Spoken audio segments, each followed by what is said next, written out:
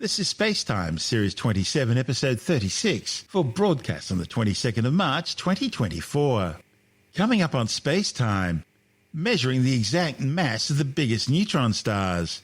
A new Japanese orbital rocket explodes seconds after launch. And downloading NASA's dark matter data from above the clouds. All that and more coming up on SpaceTime. Welcome to SpaceTime with Stuart Gary.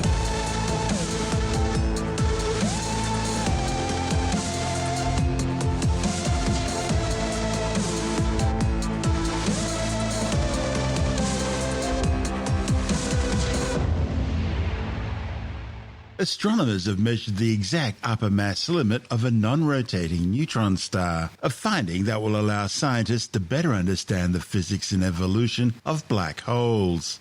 The observations, reported in the journal Physical Review D, showed that the largest non-rotating neutron stars have masses of around 2.25 times that of our Sun. This provides a pivotal aspect in the study of nuclear physics and astrophysics. The ultimate fate of any star is intrinsically linked to its mass. Stars with less than 8 solar masses, with cores less than 1.44 solar masses, the so-called Chandrasekhar limit, end their life cycle as white dwarfs. That's where our Sun will wind up. They're supported from further collapse by electron degeneracy pressure, where the Pauli exclusion principle prevents identical fermions from occupying the same quantum state at the same time.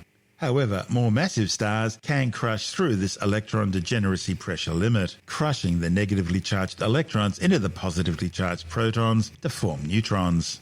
But debate still exists around the mass limit, where stars can crush down beyond the neutron star stage to become stellar mass black holes. This involves a process called neutron degeneracy. It produces an extremely compact star composed of nuclear matter, which is predominantly a degenerate neutron gas with a small admixture of degenerate proton and electron gases. The measurements made by scientists from the Purple Mountain Observatory showed that the maximum gravitational mass of a non-rotating neutron star was approximately 2.25 solar masses, with an uncertainty of just 0.07 solar masses. What it means is that for stars heavier than 8 but lighter than 25 solar masses, neutron stars will be produced when they die, which are prevented from further collapse by neutron degeneracy pressure. For non-rotating neutron stars, there's also a critical gravitational mass known as the Oppenheimer limit, above which a neutron star will collapse further, eventually forming a stellar mass black hole. But establishing a precise Oppenheimer limit has been challenging. 3 diverse equations of state reconstruction models were employed to mitigate potential systematic errors, yielding almost identical results for critical gravitational mass and the corresponding radius, which by the way is 11.9 kilometers, with an uncertainty of 0.6 kilometers in these 3 independent equations of state reconstruction approaches. The precise evaluation of the critical gravitational mass carries profound implications for both nuclear and astrophysics. It indicates a moderately stiff equation of state for neutron star matter and suggests that compact objects with masses in the range of 2.5 to 3 solar masses, which have already been detected by LIGO and Virgo gravitational wave observatories, are more likely to be small stellar mass black holes rather than heavy neutron stars. The authors claim that the merger remnants of binary neutron star systems exceeding a total mass of roughly 2.76 solar masses would collapse into black holes, while lighter systems would result in the formation of supermassive neutron stars. This is SpaceTime. Still to come, a new Japanese rocket explodes seconds after launch, and NASA's new climate satellite blasts into orbit. All that and more still to come on SpaceTime.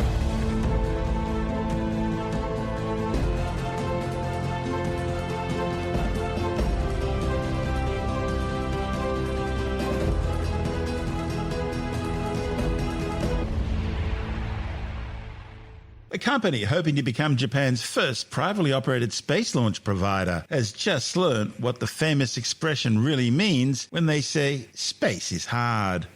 Tokyo-based Space One has suffered a spectacular failure with its new solid-fuel rocket exploding just seconds after launch. The 18-metre-tall Karaos rocket blasted off from the coastal Wakayama region of western Japan carrying a small government test satellite when it suddenly blew apart, raining flaming wreckage and billowing smoke down into the remote mountainous terrain surrounding the launch pad. The company says it detected an issue and ordered the abort code to destroy the rocket, but it hasn't gone into any details as to what actually happened. The launch of the Karaos, an ancient Greek word meaning the right moment, had already been postponed 5 times due to technical issues and even a parts shortage problem. Last July, another Japanese rocket engine, the solid-fueled Epsilon S, exploded during a ground test around 50 seconds into the burn. The Epsilon S is designed to be used as a strap-on booster on Japan's new next-generation H3 rocket, which had its first successful test flight last month from the Tanegashima Space Center at Kagoshima in southern Japan. The H3 is the successor to the H2A launch system, which debuted in 2001. It's designed to compete directly against SpaceX's Falcon 9 and could deliver cargo to bases on the moon. Last month's successful launch followed a launch abort exactly a year earlier after an ignition failure left the rocket standing motionless on the pad. However, a second launch attempt a month later saw the H3 explode in midair shortly after blastoff, with mission managers at JAXA, the Japanese Aerospace Exploration Agency, saying technical issues forced them to issue a self-destruct order.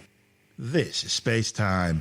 Still to come, NASA's new climate satellite blasts off into space, and downloading NASA's dark matter data from above the clouds. All that and more still to come on SpaceTime.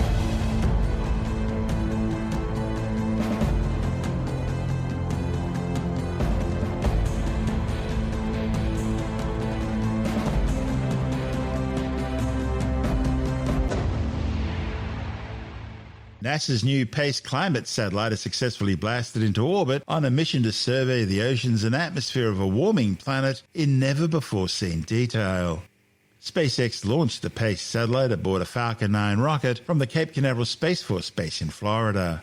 The $948 million spacecraft headed south over the Atlantic and into a polar orbit. PACE, which stands for Plankton, Aerosol, Cloud and Ocean Ecosystem Spacecraft, will spend the next 3 years studying the oceans and atmosphere from its 676-kilometre high perch. Project scientist Jeremy Weddell says the probe will scan the globe daily, providing measurements that will give scientists an unprecedented view of the Earth. The observations will help scientists improve hurricane and severe weather warnings. It'll detail Earth's changes as temperatures rise, and it will better predict when harmful algal blooms are likely to happen. Weddell says currently most Earth observation satellites can see in 7 or 8 different colours. However, PACE will be able to see in over 200 colours, allowing scientists to identify different types of algae in the sea and different kinds of particulate matter in the air. NASA already has more than 24 Earth-observing satellites and instruments in orbit, but PACE is different because it provides better high-resolution data, including new insights into how atmospheric aerosols like pollutants and volcanic ash will interact with sea life like algae and plankton. This report from NASA TV. One phytoplankton cannot do too much, but so many of them actually control everything what we have, our food, our air that we breathe, and our climate. They're just insanely important. I mean, there's many things that are important, but these are insanely important. Plankton generally doesn't really mean like a taxonomic group of things. Like, you know, we think about mammals and then plants, and plankton are not that. Plankton are really defined by the way they live. Plankton means the wanderer in Greek, and these are just oceanic organisms that really just don't swim that fast that they can fight the ocean currents. It's a really non-traditional way of thinking about biology in a sense. Plankton we can define traditionally in zooplankton, so something that is kind of more animal-like, and phytoplankton, something that is more plant-like. All phytoplankton does process what we call photosynthesis.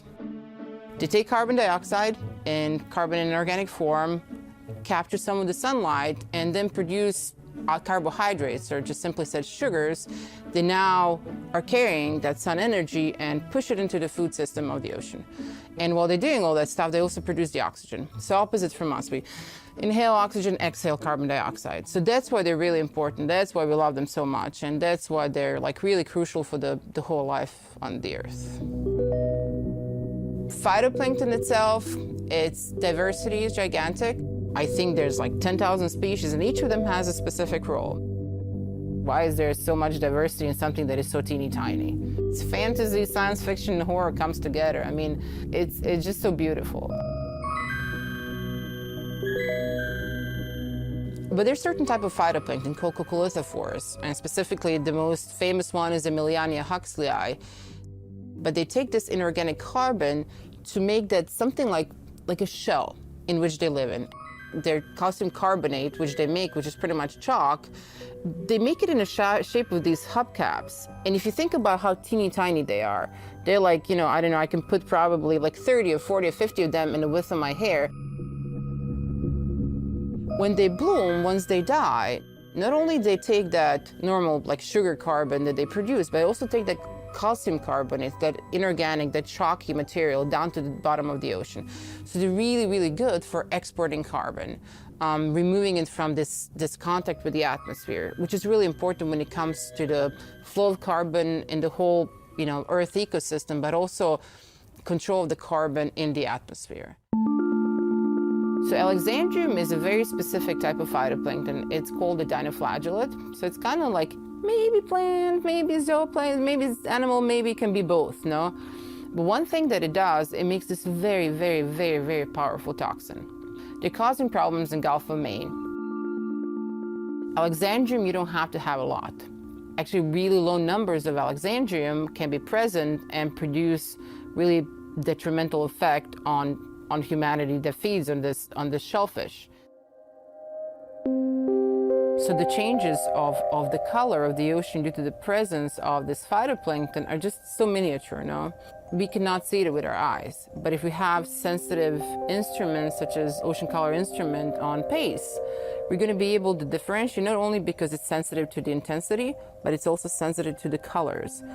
Having this hyperspectral view with really high sensitivity is going to allow me to differentiate much, much more of the phytoplankton, because each of them, or at least each group, has its own optical patterns. It's an optical fingerprint. We're hoping that PACE, due to its capabilities, is going to be able to really focus on specific species of interest, such as the harmful algal bloom species, or species that are very beneficial for the growth of certain organisms. So this speciation is a function of the technical abilities that PACE has, but it's a function of our capabilities to understand the local ecosystem. And in that report from NASA TV, we heard from PACE science lead for ocean biogeochemistry, Ivana Setenik. This is Space Time. Still to come, downloading NASA's dark matter data set from above the clouds. And later in the science report, a new study tells us where chocolate actually came from. All that and more still to come on Space Time.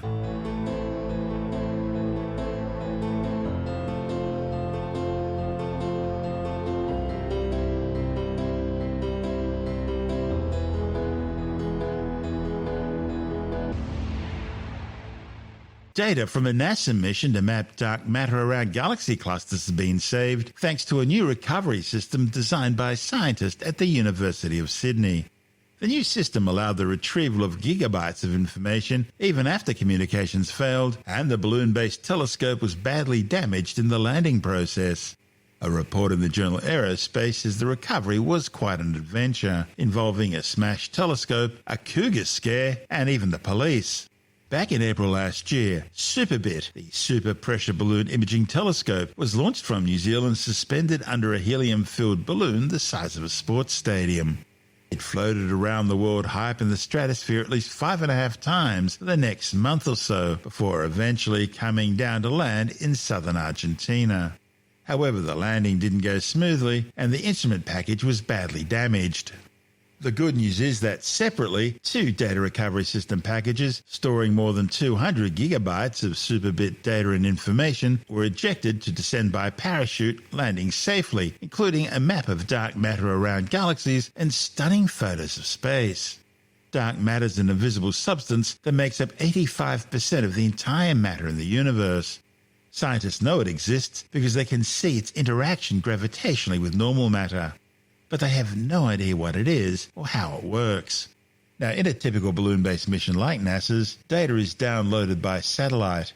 But scientists often need a line-of-sight communications network in order to download the data quickly, which isn't always efficient or even possible, especially when you're talking about the magnitude of data which this mission managed to achieve.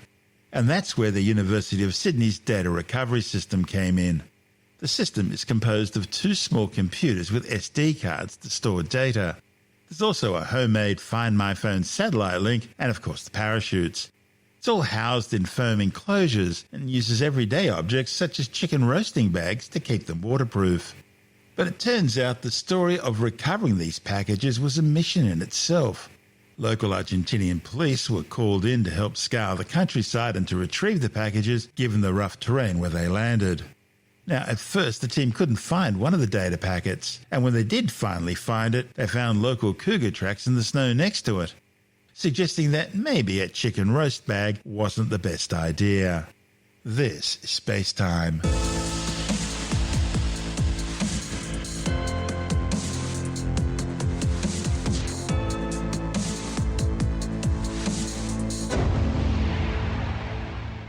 And time now to take another brief look at some of the other stories making news in science this week with the Science Report.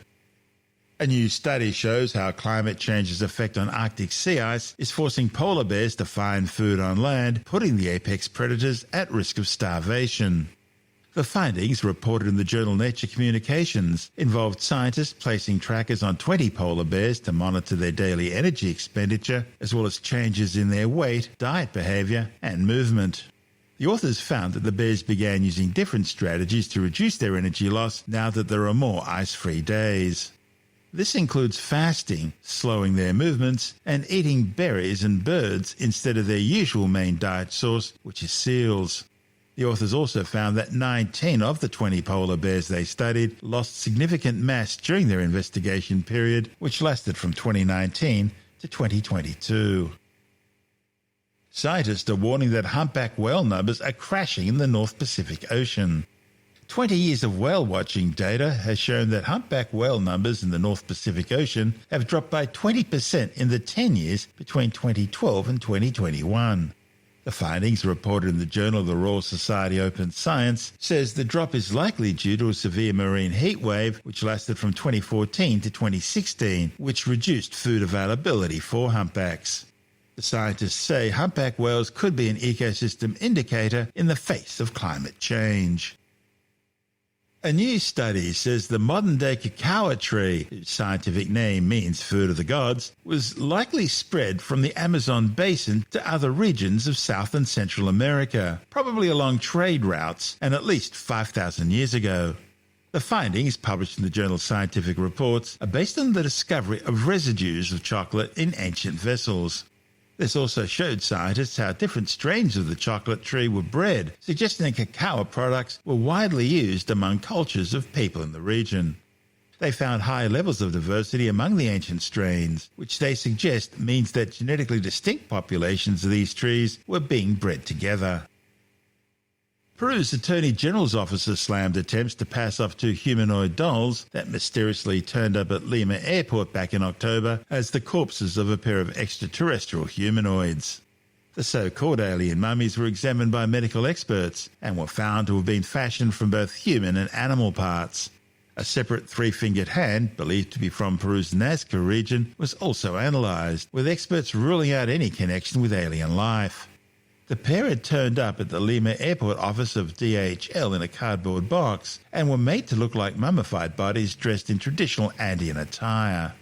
Forensic archaeologist Fabio Estrada from the Institute of Legal Medicine warned that this kind of pseudoscience was distorting real Peruvian history.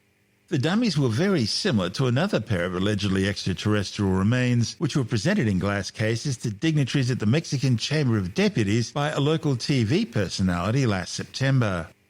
The 2 tiny mummified bodies featured elongated heads and hands with 3 fingers. They were presented by journalist and UFO enthusiast Jamie Mousen, who claimed the bodies were about 1,000 years old and recovered from Cuzco in 2017. Mousen insisted that these specimens didn't belong to our terrestrial evolution. He claimed DNA testing showed that over 30% of the samples had unknown characteristics not found in any Earth-based species. However, experts later dismissed them as a fraud, possibly mutilated ancient human remains combined with animal parts, but certainly from Earth. Mawson has a bit of a reputation as somewhat of a charlatan, who in 2017 made similar claims in Peru. Tim Mendham from Australian Skeptics says it just goes to show there's one born every minute. You have to put it in context. Obviously, people have been searching for bodies of aliens for some time, ever since the Roswell supposed crash of a UFO. They're all in Area 51, we know this. They're all in Area 51 except for those that are in the Vatican and those that are elsewhere as well. But anyway, so people have been looking for these bodies. Obviously, how well preserved are they? And what's happened recently in Central and South America is that people have presented what is supposedly bodies of aliens. One person last year presented them to the Mexican Parliament, brought them into Parliament. These are the ones that look like E.T., yeah. They look a bit like E.T., yeah. Phone home. They're about ventriloquist dummy size. Mm-hmm. You know, very, very thin, desiccated, a bit sort of snouty, big eyes, scrawny legs and arms. Three long fingers. 3 fingers as well, yeah. There's various things. They look a bit like they're made out of paper mache, but that could be desiccated skin, of course, but no, they look like paper mache. Others have actually also presented them. Some were from Chile and others were from Peru, supposedly. Also recently, the Peruvian government, or at least a representative of it, has said sort of really that this is sort of silly. What they found was that there has been some investigation of the Peruvian ones, I think. They found the Peruvian coroner had a look at them and decided, it's definitely got some animal bones in them. Yeah, they had wool as well. Wool, polypropylene, rubber, tissue fibres and glue. So none of these sound like particularly alien ingredients. I think you'd be hard-pressed to believe that they were true, especially when they dress them up in little uniforms and things. I think they could be accused more of having bad taste. They look like someone more from a mariachi band in that sort of clothing. But, it's a strange thing that people believe in it. Some of the objection that's come out, especially from the Peruvians, is that such a theory of aliens is denigrating the ability of the original inhabitants of the area, suggesting that things like Machu Picchu and the Nazca Lines and that sort of stuff have not been man-made but needed aliens to do them. It's sort of like saying, well, the locals are pretty stupid. You needed extraterrestrials to help you do these things. And from a cultural point of view, there's an anti-alien view. But from a scientific point of view, especially from a forensic point of view, you'd think they don't look that good. They look a bit sort of overly cliched, and all the components of are definitely earthbound. So I think we can clearly say that they are fakes. They're not necessarily very good fakes, and that anyone who believes them should go away and have a cold shower. That's Tim Mendham from Australian Skeptics.